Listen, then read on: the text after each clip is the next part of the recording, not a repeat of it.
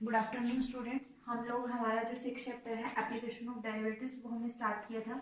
इसकी जो है पहली application rate of change of quantities हम लोग डिस्कस कर चुके थे और जो हमारी लास्ट वीडियो लेक्चर था उसमें हमने पढ़ा था कि इंक्रीजिंग और डिक्रीजिंग फंक्शंस होते क्या हैं, कि हम उनको कैसे डिफाइन करते हैं।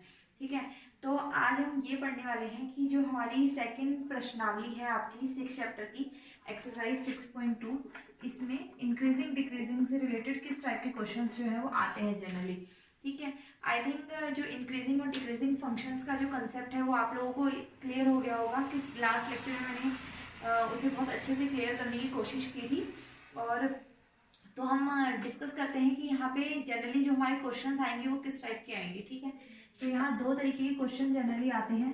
जो टाइप फर्स्ट है हमारे पास, फर्स्ट टाइप में आपको क्या दिया होगा, आपको चेक करना है state if the function is increasing और डिक्रीजिंग इन गिवन इंटरवल। इसका मतलब आपको कोई अंतराल दिया होगा। ठीक है, आपको बताना है कि जो आपको फंक्शन दिया है, जो फलन दिया है, वो उस अंतराल में वर्धमान या ह्रासमान है या नहीं, चेक करना है आपको। ठीक है, इस तरह के क्वेश्चन इसमें आएंगे। और एक जो सेकंड टाइप है इधर क्वेश्चंस की, वो ये है कि आपको क्या करना पड़ेगा, आपको अंतराल निकालना पड़ेगा। ठीक है, तो हमारे पास अगले क्वेश्चन ये होंगे कि find out the interval in which the function is strictly increasing और स्ट्रिक्टली डिक्रीजिंग या इंक्रीजिंग डिक्रीजिंग, निरंतर वर्धमान निरंतर ह्रासमान। ठीक है, तो आपको क्या करना पड़ेगा, एक तरह के क्वेश्चन में तो आपको कोई अंतराल दिया होगा, आपको ये चेक करना है कि जो आपका फलन है वो वहां पे वर्धमान बन रहा है या ह्रासमान बन रहा है। ठीक है, और ये आपको प्रूफ करना है कि इस इंटरवल में ये वर्धमान है और इस इंटरवल में ये ह्रासमान है। सेकंड चीज आपको क्या है, आपको अंतराल निकालना है, आपको वो अंतराल निकालना है जिसमें आपका फलन इंक्रीजिंग हो रहा है या फिर डिक्रीजिंग हो रहा है। ठीक है, तो जनरली इन दो तरीके के क्वेश्चन हम यहाँ पे डिस्कस करेंगे। एक बार और जो इसका की रूल है वो हम डिस्कस कर लेते हैं कि किस तरीके से क्वेश्चन किए जाएंगे। देखिए, सबसे पहले बात जब हम करें, मैंने आपको बताया था कि जब हम बात करते हैं वर्धमान फलन की, ठीक है, तो उस केस में हमारे पास उसकी जो स्लोप होती है, मतलब उसकी जो ढाल मीन्स एफ डैश एक्स, या फिर हम कह सकते हैं d y by d x, उसका मान क्या होगा, ग्रेटर देन इक्वल टू 0 होगा। ये चीज ध्यान रखना वर्धमान फलन के केस में। पर जब हम बात करेंगे निरंतर वर्धमान फलन की,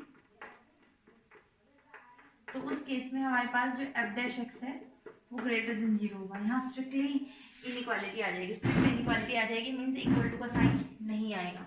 सेम केस जब हम बात कर रहे हैं ह्रासमान फलन की, तो उस केस में हमारा एफ डैश एक्स जो है वो होगा लेस देन इक्वल टू 0। और अगर मैं बात कर रही हूँ निरंतर ह्रासमान फलन की या फिर स्ट्रिक्टली डिक्रीजिंग फंक्शन की, तो उस केस में जो हमारा एफ डैश एक्स है उसका मान लेस देन 0 आएगा। तो क्लियरली अगर आपको ये बोला है कि किसी एक अंतराल में, जो हमारा टाइप 1 क्वेश्चन था कि किसी एक अंतराल में आप ये दिखाइए कि वो फलन निरंतर वर्तमान है या निरंतर ह्रासमान है, तो आप क्या करेंगे, उस अंतराल में एफ डैश एक्स का मान चेक करेंगे कि वो ग्रेटर देन 0 है या लेस देन 0 है। देखिए, इस तरीके का एक क्वेश्चन हम डिस्कस करते हैं। मान लीजिए क्वेश्चन आपको दिया हुआ है, एक्सरसाइज का क्वेश्चन है कि दर्शाइए कि साइन एक्स जो है, ठीक है, वो इंटरवल 0 से पाई बाई 2 और पाई बाई 2 से पाई, 0 से पाई बाई 2 में वो निरंतर वर्धमान है। ठीक है, ये आपको दिखाना है, इसको दिखाना है कि 0 से पाई बाई 2 में निरंतर वर्धमान है।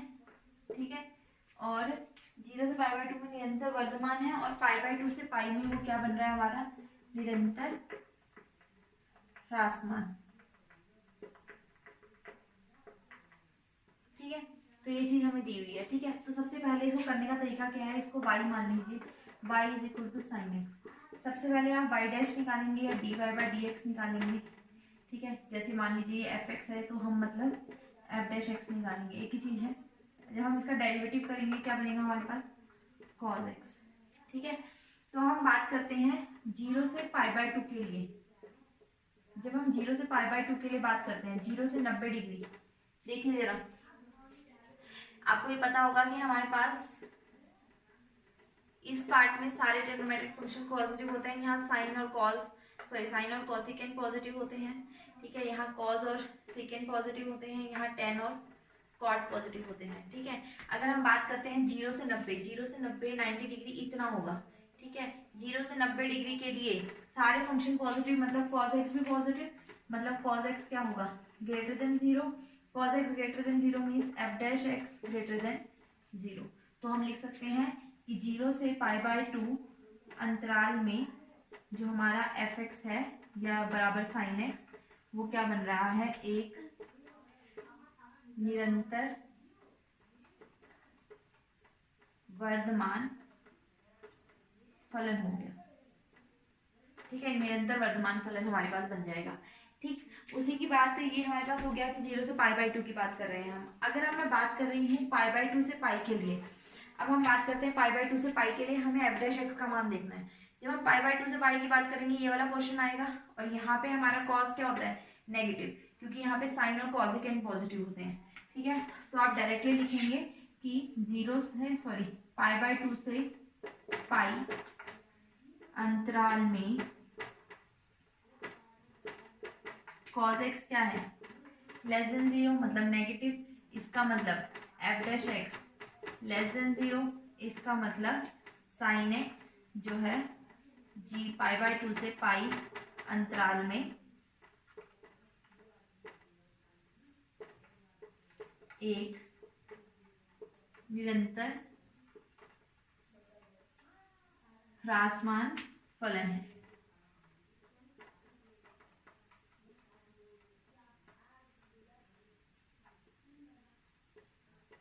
ठीक है। तो हमारे जो टाइप 1 के क्वेश्चन है वो हम इस तरीके से करेंगे। ठीक है। टाइप 1 के क्वेश्चन में आपको कोई अंतराल दिया होगा, उन्होंने कहा होगा कि आप चेक कीजिए कि इस अंतराल में फलन हमारा स्ट्रिक्टली इंक्रीजिंग है या स्ट्रिक्टली डिक्रीजिंग है। ठीक है। तो ये चीज हो गई। इस तरीके से हम इसको टाइप 1 के क्वेश्चन करेंगे। जो हमारे टाइप 2 के क्वेश्चन हैं उसका भी एक क्वेश्चन डिस्कस करते हैं, बेसिक सा। टिपिकल प्रॉब्लम्स हम अगले जो हमारे लेक्चर होगा उसमें डिस्कस करेंगे। अभी सिर्फ आपको की रूल बता रही हूँ कि किस किस तरीके के क्वेश्चन हैं और उनको किस किस तरीके से हम कर सकते हैं। ठीक है। तो हम बात करते हैं टाइप 2 की। जो हमारा टाइप 2 है, टाइप 2 हमें कहता है कि हमें अंतराल निकालना है जिसमें हमारा फलन इंक्रीजिंग बन रहा है या फिर डिक्रीजिंग बन रहा है। ठीक है। तो एक बेसिक सा क्वेश्चन में ले रही हूँ। एफ एक्स का मान मैंने लिया x² - 4। एफ एक्स का मान मैंने लिया x² - 2x² - 4 कर लीजिए। एफ एक्स का मान मैंने लिया 2x² - 4। ठीक है। कुछ भी ले सकते हैं, मैंने जनरल लिया है। तो इसमें हमें अंतराल निकालना है, तो इसका भी सबसे पहले हम क्या करेंगे, एफ डैश एक्स निकालेंगे। ठीक है। एफ डैश एक्स को फिर हम 0 के इक्वल रखेंगे, वहां से हम x के मान निकालेंगे। अब वो x के मान जो हमारे आएंगे उनको बोलते हैं क्रिटिकल पॉइंट्स। सबसे पहला स्टेप हमारा वो है। ठीक है। तो देखते हैं, सबसे पहले मैंने एफ डैश एक्स जब निकाला तो ये देखिए ये बन जाएगा 4x है -0, मतलब क्या आया 4x। फिर अगला स्टेप हमें कहता है कि हम क्या करेंगे, एफ डैश एक्स को क्या रख देंगे 0। ठीक है। तो मीन 4x कितना हो गया हमारा 0, इसका मतलब x का मान कितना आ गया 0। ठीक है। x का मान 0 आ गया। अब हम बात करेंगे, अब हम अगला काम जो स्टेप सेकंड है हमारा इसमें, वो हम क्या करते हैं, एलोकेट करते हैं क्रिटिकल पॉइंट्स को। अब मान लीजिए 0 है। ठीक है। 0 के इधर साइड क्या आया इन्फिनिटी और इधर साइड क्या आया -इन्फिनिटी। तो हमारे पास दो अंतराल बने, -इन्फिनिटी से 0 और 0 से इन्फिनिटी। तो अब हम ये चेक करेंगे कि -इन्फिनिटी से 0 में हमारा एफ डैश एक्स का क्या मान आ रहा है और 0 से इन्फिनिटी में हमारा एफ डैश एक्स का क्या मान आ रहा है। ठीक है। अब बात करते हैं, जब मैं बात कर रही हूँ -इन्फिनिटी से 0 के लिए एफ डैश एक्स, देखो -इन्फिनिटी से 0 की बात कर रही है तो सारी 0 से इधर साइड में लेफ्ट साइड में सारी नेगेटिव वैल्यूज होती है। कोई भी नेगेटिव वैल्यू जब यहाँ पे x की जगह पुट करोगे तो एफ डैश एक्स क्या आएगा नेगेटिव, मतलब लेस देन 0।